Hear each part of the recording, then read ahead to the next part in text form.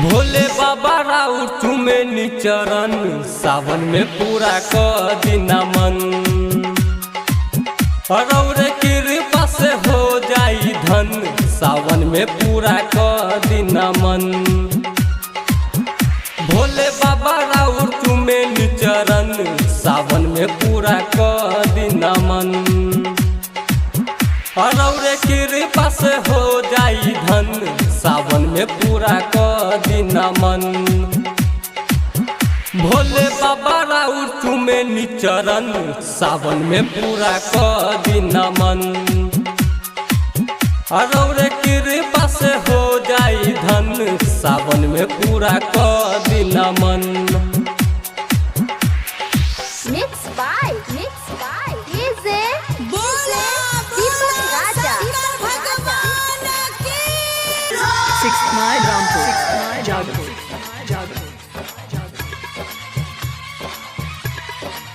Sweta Music Entertainment।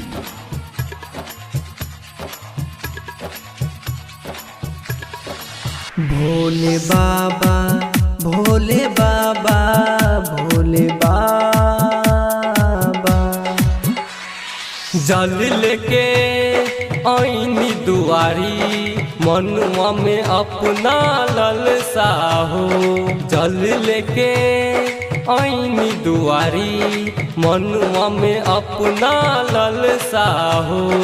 Bhole बाबा सुनी त्रिपुरारी कह दीना मोरा जिंदगी के ललसा हो।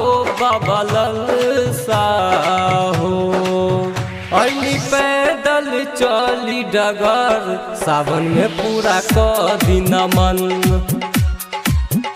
भोले बाबा राउर तुम्हें चरण सावन में पूरा कर दिना मन।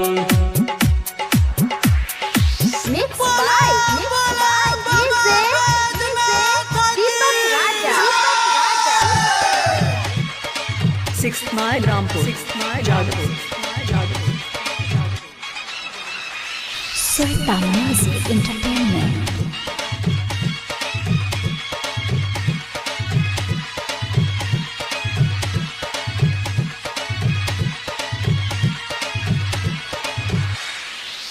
भोले बाबा भोले बाबा भोले बाबा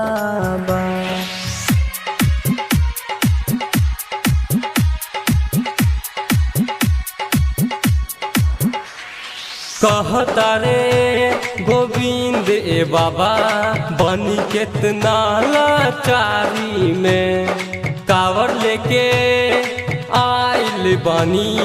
देखी ए बाबा हम दुआरी में बनी परेशानी। भोले बाबा देख न केतना हो हानि में हम मांगतानी देती मदद हो।